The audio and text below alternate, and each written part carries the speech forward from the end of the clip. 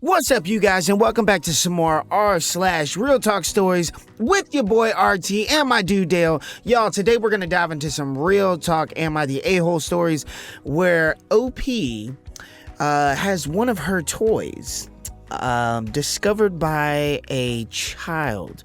And I'm sure you guys pick up what it is that I'm laying down right now. You guys, y'all, without any further ado, let's dive into it. I have a weekend job at a warehouse where most people can't afford cars. They mainly rely on public transit, which isn't reliable when most of us ends our shift. Most of them used to walk 5 miles to the train station or stay at work for a few more hours, unpaid. The train station is literally on the way to my second job and house, so I offer them rides. I drive a Ford F-150, so the truck seats 5 people including myself. 3 to 5 people, including myself, usually clock out at 2 in the morning. So I drive everyone in my shift to the train station. I don't mind. My truck can fit them all and it's fun to drive with others. But there's this one woman I don't care for that much. She has a reputation for being lazy. While everyone would be working, she's usually in the office or outside speaking with the supervisor who's into her, I think. She also never thanked me or even says please. It's like she's entitled to a free ride. So all of us clock out at 2 a.m. I said out loud the names of the people and said, "Come with me, I'll drop you guys off at the station." As we're walking outside, she comes up to me and says, "Can you drop me off? I'll be ready in a few minutes, have to change my shoes." I said, "Sorry, but from now on, I don't want to give you rides anymore. You should ask for a shift change." She got visually upset and talked about how dangerous the streets and how I'm petty for not giving her a ride. I changed my tone and said, "Enough, it's my truck. You can find your own way home, I'm not the city bus." I caused a bit of a scene, but my coworkers agreed with me. It's my truck. I can choose who to let in. So am I the a-hole for my decision? So, okay, let's look at it from two sides. There are two things that take place right here. All right, number one, the first side, yes, you are definitely entitled to give a ride to whomever you decide, OP. You don't have to give a ride to someone if you don't want to give them a ride. You can give them a ride if you want to. You can do whatever you want because you pay the bills on the truck and nobody can tell you what to do with it. On the other hand, I get that she's entitled, she's arrogant, she doesn't do her job. You just outright don't like her. You know, you told her you weren't going to give her a ride, but instead of just doing that, you embarrassed her. You were, to a degree, depending on how it is that you presented yourself from the story, it sounded like you were a bit disrespectful in how you approached the situation. You kind of walked into it like with preconceived notions. You're like, okay, I'm gonna build myself up. I'm gonna say this big thing. I'm gonna make this big scene. I'm gonna get everybody to see exactly where I'm at, where I stand, show them that I'm the man. I'm not gonna take this stuff from this woman. And on one hand, as much as I think that it's great that you stood up for yourself, I do think that you were an a-hole in this particular situation. I feel like there's a way to say things and then there's a way not to say things. And you definitely went down the rabbit hole of approaching this in a very, very poor way. I just don't think that the way you handled it was great. Yes, the streets can be dangerous, so, I understand that perspective, but you didn't just tell her you weren't going to give her a ride. You embarrassed her.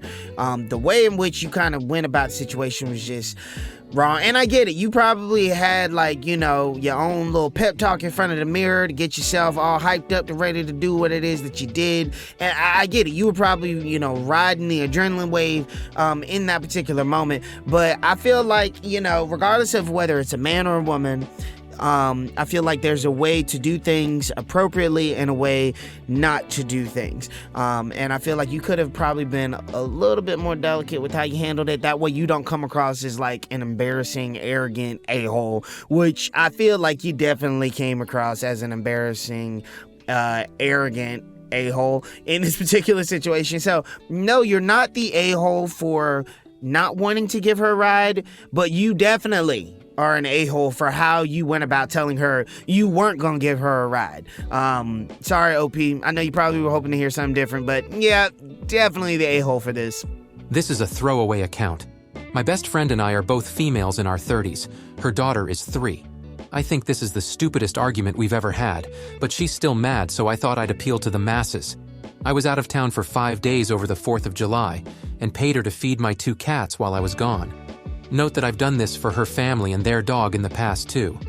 She was being really short with me after I got back, and I kept asking if something was wrong, but she wouldn't admit to it. Until we met in person a couple days later so I could get my keys back, and then that's when she exploded. There's no way to sugarcoat this, so I'll just say it. I left an adult toy in the shower.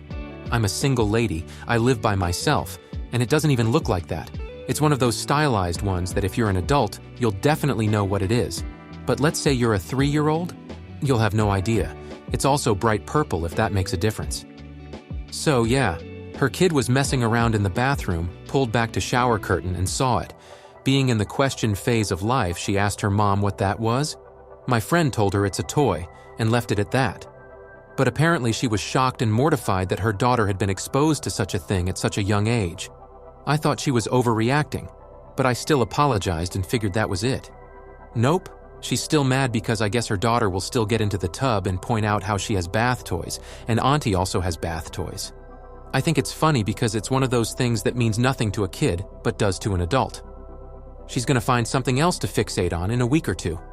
But they are going on a vacation with a bunch of her in-laws soon, and she is terrified that her kid is going to say this while on vacation and she'll have to explain it to her in-laws. I told her she doesn't have to explain anything. She can just make something up like, oh, I gave her some bath toys or something. This is not the big deal she's making it out to be. Now she says I am being insensitive to her feelings. We've been friends since we were like 9 years old, and I maintain this is the stupidest argument we've ever had. But maybe I'm wrong. Alright, so this is just a funny story. So, you got your friend to go and feed your cats, okay? You did not compensate your friend's daughter to go snoop around your house, okay? So I don't fully understand why your friend is upset with you that her daughter was snooping around your house when they were over there to do a job that did not require them to go into your bathroom to look into your own personal stuff. I mean, that's just my personal opinion. I think it's absolutely hilarious what is happening right now. I think it's something that should not necessarily be taken this seriously. I mean, it happens. You're an adult. You can do whatever you want. If you want to have a dungeon with all sorts of rigged up gear and whatnot for your own, personal physical pleasures, for the devil's hour, if you might say, that's fine. That's completely your prerogative. But I think your friend is like definitely out of line and kind of taking things to an unnecessary place by bringing attention to it. I mean, this little girl she's a toddler. She's an adolescent toddler who does not know anything about any of this kind of stuff. So why would you even be worried about trying to bring attention to it? I mean, like OP said, the friend should just turn around and just, make it as if the situation did not happen. I mean, don't lie to the kid, but just come up with something, and make up something. Pretend like it was not there. Draw attention away from this particular moment. I mean, we all know that 3, 4, 5-year-olds have the attention span of like a squirrel. And I mean, they might hold on to certain things and drag it out. But if you, redirect their attention to something else, I mean, they're going to be fine. They are going to be fine whatsoever. I think it's absolutely hilarious what's going on. OP, you are not the a-hole. Your friend is definitely being very dramatic in this entire situation. One of the commenters under this particular story said it best. I would understand the friend if OP rigged the toy to drop from the ceiling upon opening the door so that it hung right in your face. But it's a non-conspicuous place where her daughter shouldn't have been alone anyway. So not the a-hole, OP. No, not the a-hole at all. This is not your fault, OP. I think it's hilarious. I think it's a story that the little girl is going to have to be told as a bit of an embarrassing story once she becomes an adult. Not the a-hole, OP. I, 27 female, have been best friends with this person for over 10 years. Recently, I found out that she has been lying to me for 2 years about being pregnant and having a baby. This friend would tell me for the last 1.5 years how her daughter's father has kept her from her child.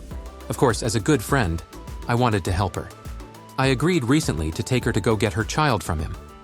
I drove 2 hours to pick her up the night before and then took her the next day to get her child. I drove her 3 hours from where I lived. We had arrived at 2:46 p.m. When we got there, she said she needed a minute to herself and wanted to go walk around, so I sat in my car by myself while she did that. Around 3:30 p.m. I texted her and asked what time he would be there, and she told me he got off at 4:30 p.m. I agreed to wait.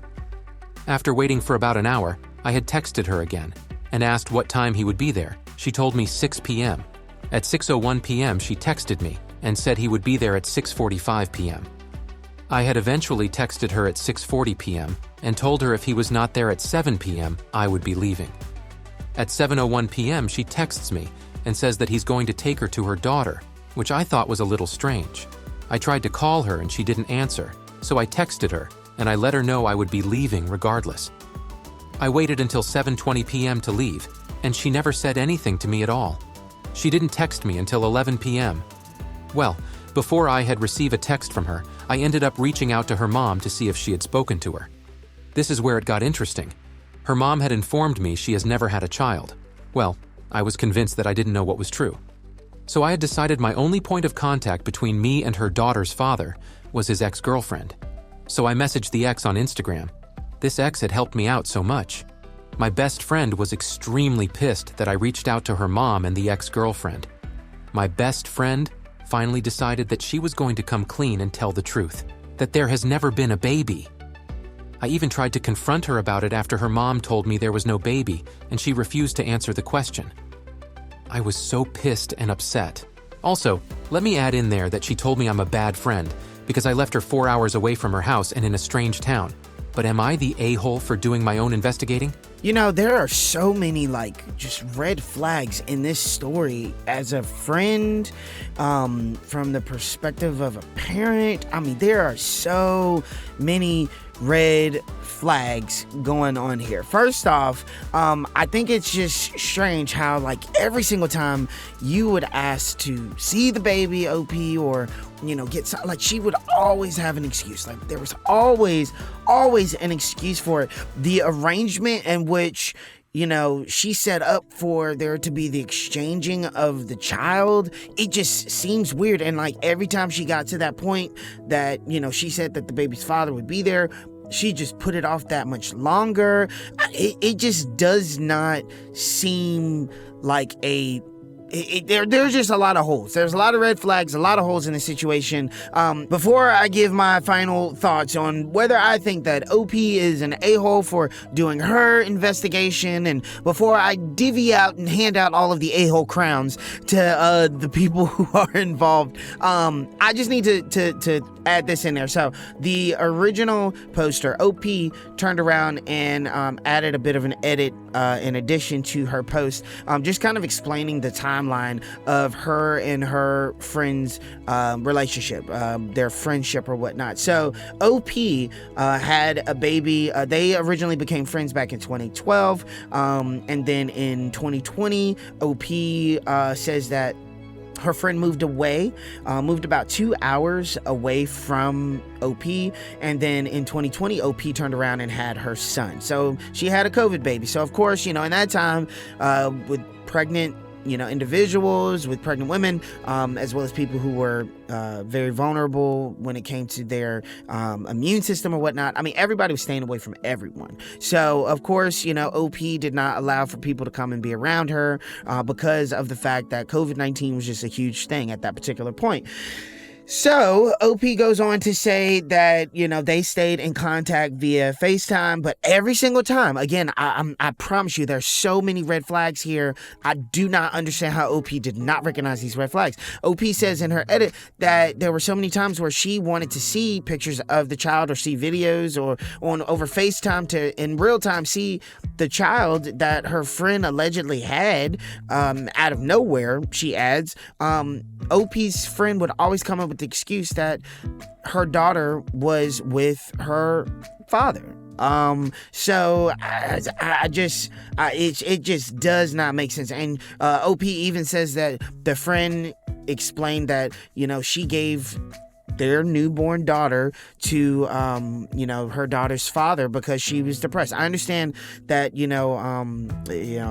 depression can set in. I understand that, there is a bit of emotional imbalances and hormonal imbalances that take place. Postpartum depression is a real thing that I feel like some people don't recognize that they go through whenever they give birth to a child. But she says that it's because of these emotions and these experiences that she was having that she gave her daughter's father custody of the child, which I get, and I can see how that could be, an arrangement that would work or whatnot.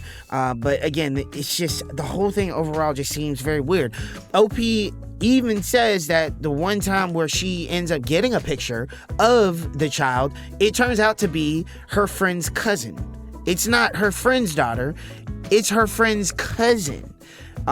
So it just does not add up. So ultimately, I do not think that OP is an a-hole at all. Honest to God, I would have been diving into some type of private investigation a long time before this particular instance that she writes about in this particular post. I would have been diving in. I would have been calling somebody. I would have been trying to figure something out. Or I would have totally just kind of cut this friend off, because if you're going to lie about something like this, and if you're going to lie as extensively about something like this, then you could lie about absolutely anything. My daddy always told me, all right, if you lie, you'll steal, and if you'll steal, you will kill. And I firmly believe that. I love you, Daddy. Daddy, you are like one of the wisest people I've ever met in my entire life. My father knows what he's talking about, and I completely agree with him on this particular take. If you lie, you will steal. If you steal, you will kill. And I feel like this friend is so easily influenced to lie that she will do anything. Like, lying just seems to just roll off of her tongue ever so naturally. So I would have either left this friendship or done my investigation and then left the friendship a long time ago. And then the thing that kind of gets me is that the friend has the audacity to turn around and get upset with OP because OP left her in this particular place 4 hours away from her house. You lied. You came up with all of these false stories and false claims about a false baby or whatnot, and then you gonna get mad at OP for leaving you where you were. You deserve to be left where you at, and don't get mad at OP for finding out the truth. You just embarrassed, you just got caught. So no, OP, you are not the a-hole in this situation. Your friend is a mega a-hole. Your friend is toxic. That's a toxic friendship. She's just a toxic person. Again, she might have some trauma, might have some things. She might just be mentally ill. I don't know what it is, but yeah, you need to just cut it off. Cut it off. Cut this friend off. It ain't nothing to cut. No, you just need to cut her off, cut her out of your life, and just keep it pushing. OP, not the a-hole. Your friend, definitely the a-hole in this particular situation. I mean, you didn't know what you were walking into. She lied about the exchange and the meeting place and everything that was taking place. You could have been walking into a very dangerous situation. So I would have been upset just like you. And I would not care if your friend was upset that you left her 4 hours away from her home. You guys, what do y'all think? Where do y'all feel OP lies in the spectrum of being an a-hole? Do you think she's an a-hole? Do you think she's not? Do you think she's somewhere in the middle? What would you have done if you were in this situation and you found out your friend was lying to you for years about a baby? Yeah, that just blows my mind that somebody would be able to even keep up with all of these extensive and detailed lies about a child. You guys, y'all, drop down in the comment section and let me know what you think about today's stories, about today's OPs. Also, you guys, if y'all have enjoyed today's video, for the YouTube algorithm so that we can continue to spread some real talk stories around the YouTube universe, y'all, please smash that like button, hit the subscription button, as well as the bell notification icon. That way you're notified every single time I upload a brand new real talk video. You guys, I love getting into some real talk conversations with y'all. I love just diving in and getting down to the nitty gritty with you guys, y'all. And until next time, y'all, many blessings and much love, y'all.